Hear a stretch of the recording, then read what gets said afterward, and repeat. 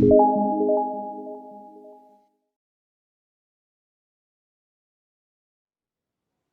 selamat sore semua. Welcome back. Oke, hari ini saya akan bahas untuk impuls momentum latihan ketiga ini soalnya. Ini kalau saya lihat 10% mungkin ini jadi bobot untuk PH kalian nanti ya. Oke, saya udah lihat ini soalnya ada 8. Ini semuanya adalah PH-PH tahun lalu. Makanya soal ini kalau dilihat tingkat kesulitannya lumayan tinggi ya. Oke, kuncinya saya udah share di sini. Jadi hari ini saya cuma jelasin stepnya aja, karena kalau saya jelasin sama nulis mungkin nggak cukup waktunya. Oke, nggak usah berlama-lama lagi, mari kita mulai untuk yang nomor 1 dulu. Oke, ini ya. Jadi kalian bisa lihat kursor saya di sini. Sebuah bola golf bermasa 50 gram mula-mula diam. Oke, dipukul oleh stick golf dengan persamaan gaya dengan mana F-nya dalam fungsi T. Yang pertanyaan A, tentukan besar impuls yang bekerja selama 2 sekon. Yang B, tentukan kecepatan bola sesaat lepas dari stick golf. Oke, yang diketahui pertama adalah masanya 50 gram. Jangan lupa kalian convert dulu ke kilogram ya di sini. Terus mula-mula diam maka V1-nya 0. Terus ada persamaan gaya FT 6T min 3T kuadrat. Sebenarnya di sini sudah ada kurvanya. Cuman kalian kan belum belajar ya bagaimana cara menghitung luas kalau bentuknya kurva gini. Kalau bentuknya bangun datar, kalau segitiga atau persegi ya itu bisa kalian.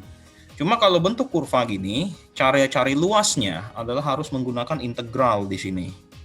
Nanti integral kalian akan belajarnya di terakhir ya, semester 2 akhir di mat wajib, oh nggak salah. Oke, saya cukup kasih tahu aja stepnya ya. Di sini dia bilang antara 0 sampai 2. Berarti itu ada batas bawah 0, batas atas 2, di mana fungsi F-nya adalah 6T min 3T kuadrat dt.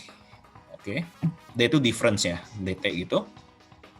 Nah, cara integralinnya adalah pangkatnya tambahin 1, terus depannya dibagi sama pangkat. Jadi contohnya di sini 6T. Ini kan pangkat 1. Berarti satunya kalian tambahin 1 dulu, jadi T kuadrat. Cuma depan sini harus dibagi dengan pangkat tersebut. Tadi kan 2 ya. Maka jadinya 6 bagi 2, dapatnya 3T kuadrat gitu. Begitu juga dengan yang sebelah kanan ini 3T kuadrat, pangkat tambah 1 jadi T pangkat 3, depannya dibagi 3. 3 bagi 3 kan 1 ya. Terus batas 20-nya masuk langsung. Nah, sudah ini masuk 20, caranya adalah ganti T ini dengan angka 2. Oke, di persamaan ini dikurang yang diganti dengan 0. Kasusnya di sini untuk yang 0 saya langsung masukin 00 aja ya, karena kalau T-nya 0 kan habis 3-nya. Nanti kalau pas kalian hitung ternyata dapat I-nya adalah 4 Newton second, alias impuls dia adalah 4 Newton second ini. Oke, itu yang A. Terus yang B, tentukan kecepatan bola saat lepas dari stick golf. Ini seperti biasa ya. Impuls adalah perubahan momentum di mana bongkarnya massa buka kurung V akhir kurang V awal. Impuls sudah dapat jawaban A 4, massa 0,05, V2 ditanya, V1-nya kodaan diam. Sehingga nanti kalau kalian hitung dapatnya V2-nya adalah 80 meter per second. Oke, nomor 1 kira-kira begini ya. Main poinnya yang agak sulit memang waktu kalian integral. Mungkin ini belum diajarin nih gimana cara integral ya. Cuman saya ingetin, integral caranya pangkatnya tambahin 1, terus depannya dibagi dengan pangkat yang udah ditambah. Ya, bukan pangkat original. Pangkat tambah 1 jadi 2, 6-nya bagi 2 gitu. Yang sebelah kanan pangkatnya tambah 1 jadi 3, depannya bagi 3 gitu. Oke. Next nomor 2 ya. Isilah titik berikut dengan tanda lebih besar, lebih kecil, atau sama dengan. Oke, ini kapal ya. Sebuah perahu nelayan membawa ikan monster hasil tangkapan dengan kecepatan 5 meter per second. Diketahui massa perahu 100 kilo, massa nelayan 50 kilo, massa ikan 20 kilo. Pertanyaan dia adalah, kalau sampai ikannya dilempar dengan gerak tertentu, maka kecepatan dia akan bagaimana? Lebih kecil, lebih besar, atau sama dengan 5? Oke, ini pernah saya jelasin tipe ini di yang latihan 2021 awal ini. Sorry, bukan yang ini ya, yang ini. Yang ini nih. Oke, ini yang ikan ya. Saya lihat lagi. Nah, ini nih. Nomor 8 ini. Kalian kalau pernah lihat ada di video ya, ini di video ada di sini. Nanti kalian cek aja di latihan 2020, itu ada videonya. Ini. Jadi versi ikan itu ada di sini. Nih, nomor 8. Nanti kalian lihat ya. Dia lemparnya bagaimana, itu akan mempengaruhi nilai V perahu sesaat setelah dilempar. Oke, saya balik lagi ke sini. Caranya adalah untuk kerjain ini ya. Pertama datanya dulu, V perahu 5, masa perahu 100, masa nelayan 50, masa ikan 20. Kondisi awal itu orang, nelayan, perahu sama ikan itu kecepatannya akan ngikut perahu.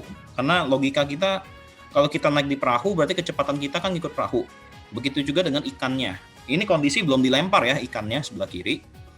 Terus sebelah kanan, nah ini kondisi udah dilempar. Waktu dilempar, yang bermasalah adalah V ikan. Untuk V yang perahu untuk orang dan nelayan, perahu dan nelayan itu sama.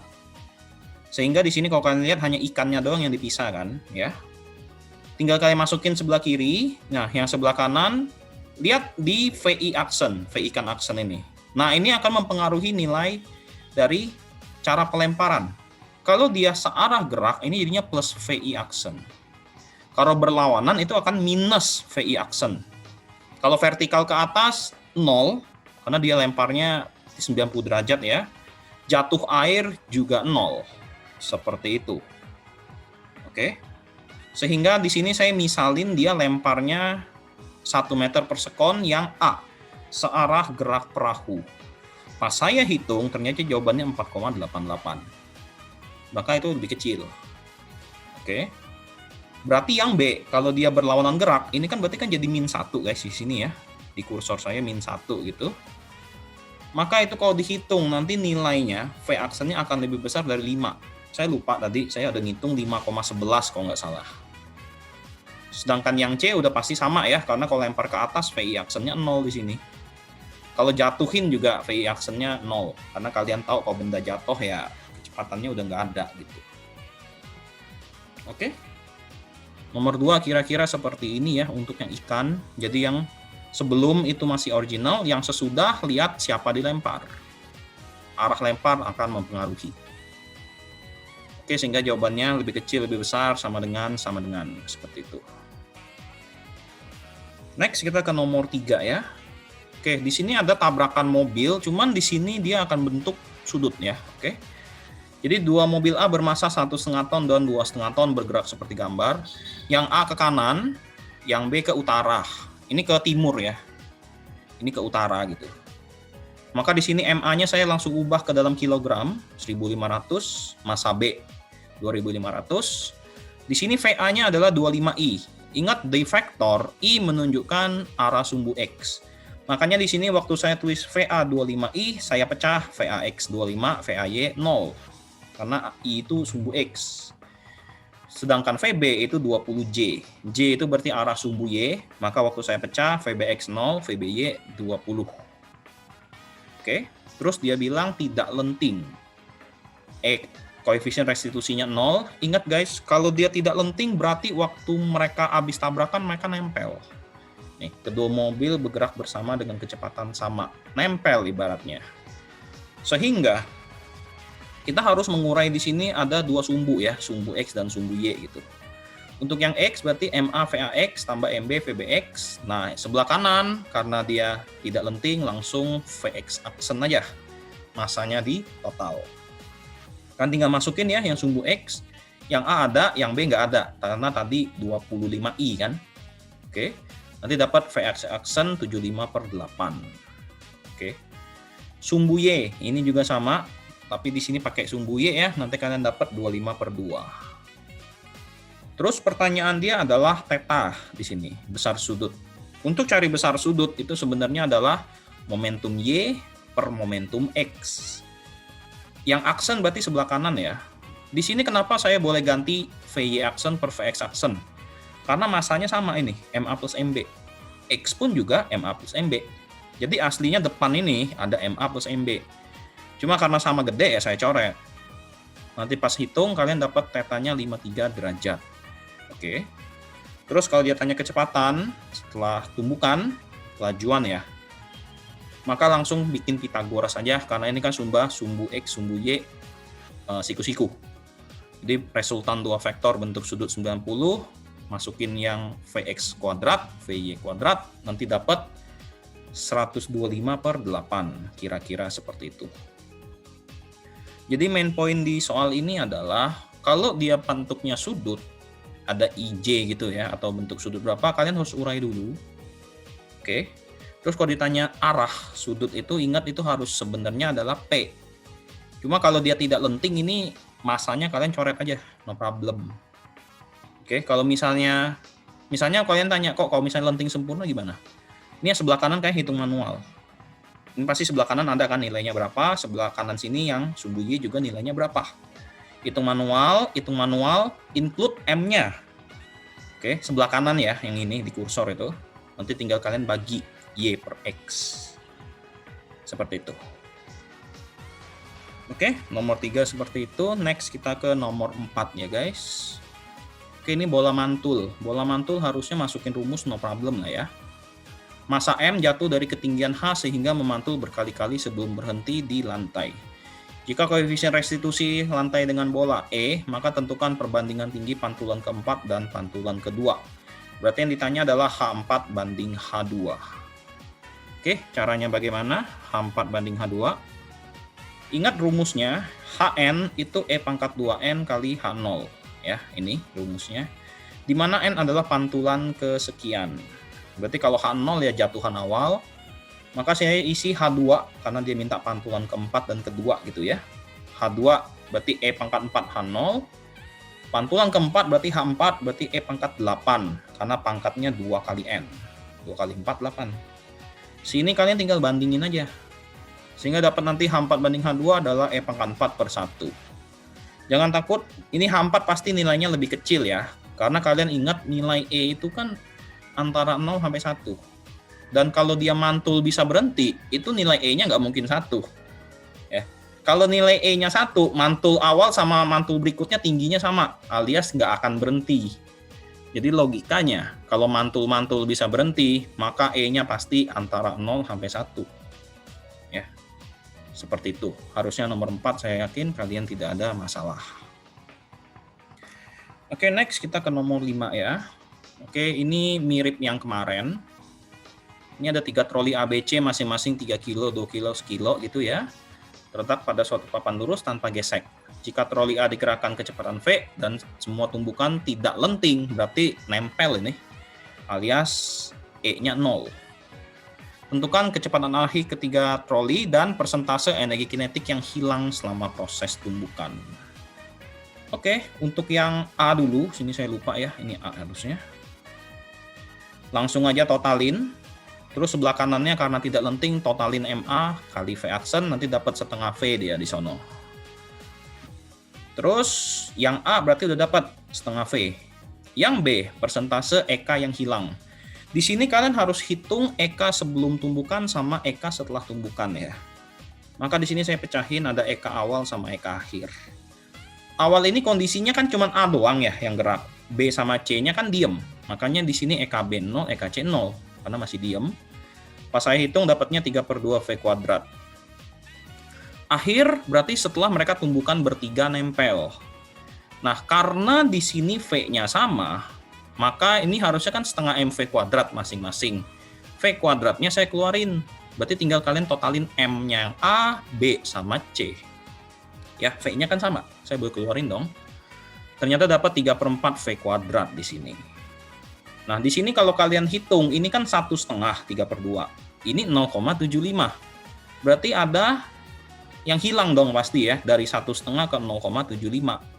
Sehingga kalau kita hitung EK hilang, berarti yang awal kurang akhir. Dapatnya 3/4 V kuadrat ini.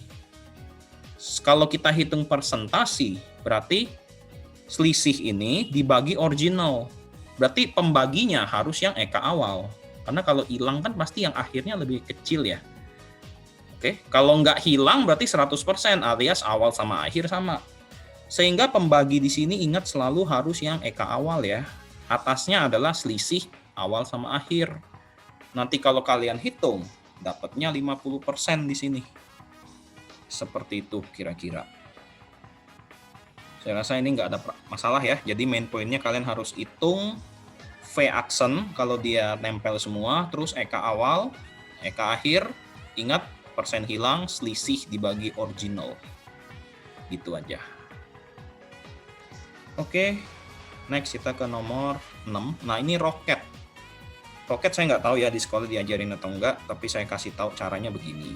Roket itu menggunakan prinsip impuls sebenarnya. Di sini ada roket bermasa 4 kali 10 pangkat 6 kg, saya tulis, menyemburkan gas buang dengan debit 2 kali 10 pangkat 4 kg per second. Nah, di sini langsung massa per waktu aja. Tahu dari mana kok? Dari satuan. Kilogram per second kan M per T, gitu kan aslinya. Makanya di sini debitnya saya anggap M per T aja langsung 2 kali 10 pangkat 4 kg per second. Dan kecepatan gas buang alias V-nya adalah 2,5 kali 10 pangkat 3 meter per second. Pertanyaan A adalah gaya dorong roket. Gaya dorong ini sebenarnya gaya impulsnya roket ya, yang bikin dia bisa nge-push ke atas gitu, alias FR. Dimana kalau kita tahu rumus impuls adalah F delta T sama dengan M delta V gitu dong ya. Oke. Nah, maka di sini kalau delta T-nya saya buang bawah, maka di sini akan muncul M per T di sini guys. Kalian tahu tadi kan saya tulis M per T itu kan debit. Sehingga langsung aja debitnya 2 kali 10 pangkat 4 kalian kali sama delta V. Kok kenapa V sama delta V-nya sama? Mungkin kan nanyanya gitu ya kok. Ya. Delta V kan akhir kurang awal. Ya. Di sini kan dia bilang ada kecepatan gas buang 2,5. Pertamanya kan ini roket pasti mati dulu dong. Maksudnya mesinnya belum nyala, awalnya diam.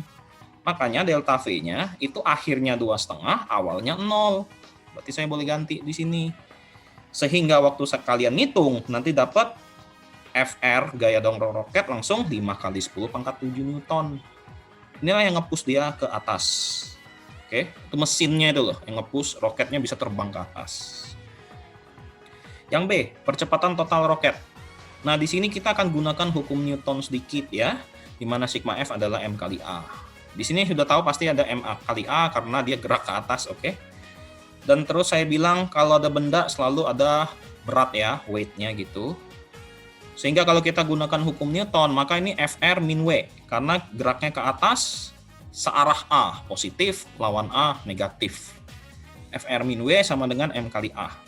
FR adalah jawaban yang A ini, 5 kali 10 pangkat 7. Weight-nya ya M kali G. Masanya kan 4 kali 10 pangkat 6. Kalian kali 10, maka dapatnya 4 kali 10 pangkat 7 gitu. Terus masanya ya sama, 4 kali 10 pangkat 6. Nanti waktu kalian hitung dapat acceleration dia 2,5 meter per second.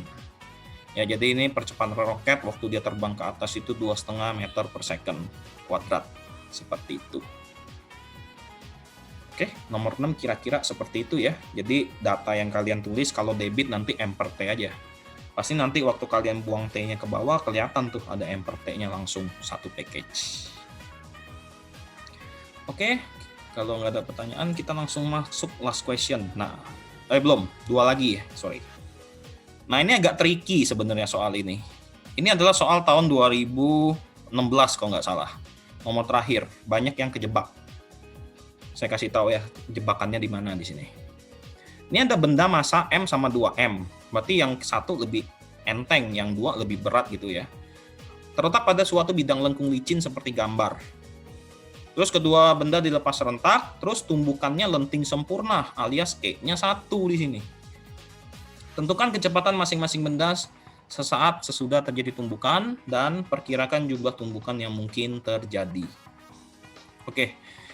Triknya adalah kita harus mencari di mana bola ini pas sampai bawah ya. Ini juga bola 2 pas sampai bawah karena mereka pasti nempelnya tabrakan waktu dia di bawah sini di kursor saya tuh. Sehingga yang ungu itu yang benda 1 di mana langsung aja akar 2GH. Karena kan licin, pakai konsep usaha energi kan langsung akar 2GH ya. Karena dilepaskan gitu kan. V-nya 0.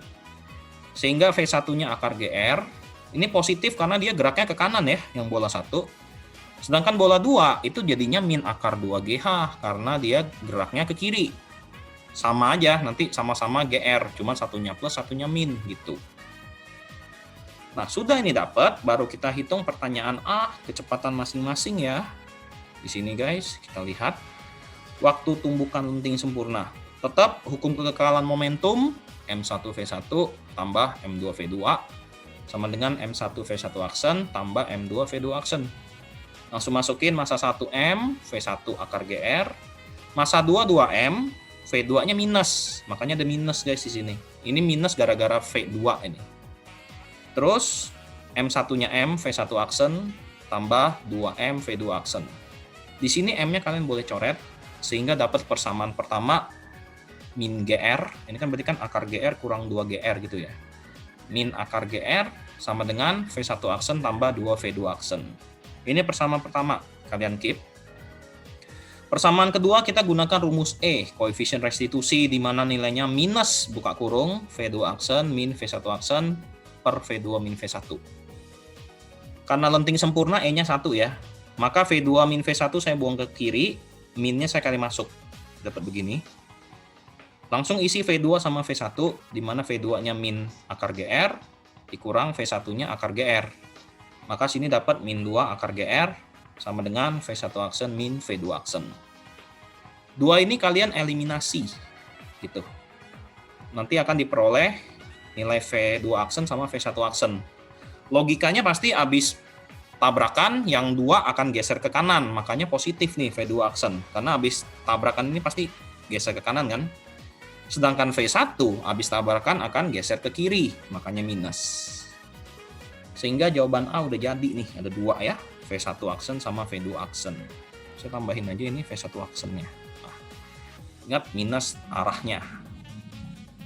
Nah, terus perkiraan berapa kali tumbukan? Nah, untuk perkiraan berapa kali tumbukan, sekarang ilustrasinya kalian ibaratnya bolanya dari sini mau pindah ke atas gitu loh. Jadi kalau pakai konsep usaha energi, sekarang bolanya di sini, dia mau geraknya ke atas, sini nih, kira-kira. Oke, saya nggak bisa bilang di sini ya, karena saya nggak tahu H yang dicapai berapa dengan V segini. Misalnya saya anggap ini yang pertama. Itu kan tadi yang V1 kan 5/3 akar GR, ini nih V1 ya. Ingat di sini minusnya saya nggak masukin ya. Oke. Kalau kita gunakan aturan namanya usaha energi, maka harusnya sini kan EK1 sama dengan EP2 gitu kan. Ini 0. EP1-nya 0 karena di tanah kan. Terus EK2-nya 0 di sini karena dia terbang maksimum. Gitu ya. Berarti kalau EK1 ini setengah MV kuadrat, maka EP-nya adalah MGH. Gitu dong. Makanya di sini saya langsung setengah MV kuadrat sama dengan MGH. Tugas kalian adalah mencari H-nya. Itu. Tugas kalian adalah mencari H. Ternyata H1 aksen habis ditabrak, ternyata dia gerak maksimal setinggi 25/18 R. Sedangkan untuk H2 dengan cara yang sama tapi dia gesernya ke kanan ya, maka dia akan mencapai tingginya adalah 1/18 R. Nah, di sini tumbukan hanya terjadi 1 kali. Tahu dari mana kok? Sini kan batasnya tinggi cuma setengah R. Bola 1 bisa 25/18. 25/18 itu lebih dari 1 kan? Artinya bola 1 ini habis tabrakan dia terbang keluar lintasan. Sedangkan yang bola 2 itu cuma bisa 1/18. Masih naik, tapi dikit gitu. Ya. Sehingga tumbukan hanya terjadi 1 kali karena H1 aksen lebih gede daripada setengah R, bola satunya udah pasti keluar dari lintasan seperti itu. Over loh, 25/18. Ini cuma setengah R. Ya, jadi habis tabrakan dia terbang, nggak balik lagi. Ya, kita nggak bisa balik lagi itu. Nah, ini saya ingat banget waktu 2016, ini banyak yang kejebak. Ada yang ngitungnya sampai berkali-kali. Ya, jadi sebenarnya kalian cukup lihat R-nya aja nih, habis tabrakan dia tinggi maksimumnya berapa sih nyampenya? Setengah R nggak? Atau lebih? Kalau lebih udah terbang, tapi kalau kurang itu bisa nabrak 1 kali lagi. Cuman yang nabrak 1 kali lagi agak jarang ya, karena tabrakan pertama itu biasanya yang misahnya paling jauh, tabrakan kedua tuh sudah misahnya agak lambat gitu. Oke. Ya, jadi ini kalian pahami lagi ya. Jadi kalian nanti baca lagi lihat konsepnya, make sense-nya bagaimana, nanti kalian pasti bisa lebih mengerti kalau sudah dibaca ulang. Oke, last kita masuk ke nomor 8. Nah, ini adalah soal tersulit. Saya ingat waktu itu ini soal bonus, jadi nggak wajib dikerjain. Ini nggak wajib dikerjain, jadi hanya yang mau kerjain aja dapat bonus poin gitu. Karena ini emang konsepnya susah. Jadi di sini ada balok panjangnya L. Ini ada balok nih. Masanya M gede, di mana beratnya 4M gitu ya. Berada dalam keadaan diam pada bidang datar licin. Terus ada orang masa M dari sebelah kanan ini, terus lari dia ke sini, ke ujung kiri. Dengan kecepatan V relatif terhadap balok. Maka saat sampai di ujung kiri balok, tentukan jarak antara orang dengan dinding. Oke, logika kita gini. Kalau lantai ini sampai licin, kalau orangnya gerak ke kanan, maka harusnya lantai yang balok ini ikutan gerak dong. Karena kan licin dua-duanya. Betul ya? Berarti harusnya waktu ini gerak ke kiri, maka VP pun akan gerak ke kiri. Jadi waktu dia sampai ujung si orang ini, nggak mungkin cuman X. Pasti lebih kecil dari X, karena baloknya ikutan maju gitu loh. Gimana cara ngitungnya? Hitungnya begini. Nah, ini kita gunakan rumus yang momentum dulu ya. Oh, ini orang, P-nya papan. Papan tuh yang ini nih. Yang bisa gerak papan itu, seluncurannya gitu ya. Awal masa M, lari sebesar V. Nah, papannya diam pertama. Betul. Terus akhirnya, ini tuh berarti kan kecepatan papan sama orangnya jadi barengan. Ya, waktu sampai ujung sini, itu kecepatan papan sama orang jadi barengan. Karena ini orang pasti diem waktu sampai ujung kan. Sehingga ternyata diperoleh papan ini ikut gerak sebesar 1/5 V. Ke kiri 1/5. Kok nggak ada minus ya? Mungkin dia tanya, kok nggak ada minus, kenapa? Karena saya anggap orangnya pun nggak ada minus. Itu ibaratnya kan orangnya searah ya sama papan ya. Sehingga VP-nya juga 1/5 V gitu. Nah, sudah ini dapat, kita harus hitung waktu tempuh si orang ini dari ujung kiri ke ujung kanan pakai rumus GLB gitu loh. Nah, berarti kan rumus GLB X sama dengan X0 plus V0T gitu ya. Terus berarti ini L ini berarti sampai ujung papan nih. Finishnya ujung papan L ya, panjangnya kan. X0-nya 0, V0-nya ini orang geraknya VT. Tugas kalian berarti tinggal cari T-nya, L per V. Nah, L per V sudah, kalian pindahin ke yang balok baru.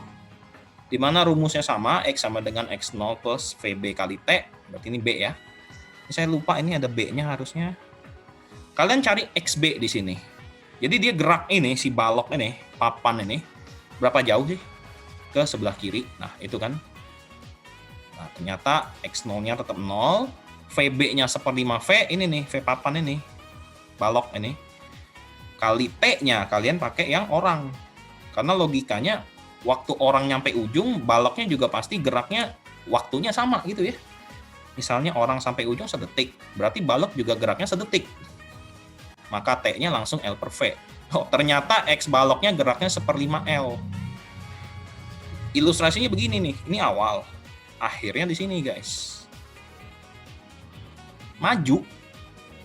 Berarti kan kalau X-nya di sini, berarti kalau dia maju 1/5 L, berarti posisi orang dari tembok jadinya X min 1/5 L dong. Karena pertama aja ujung ini sama ini sudah X.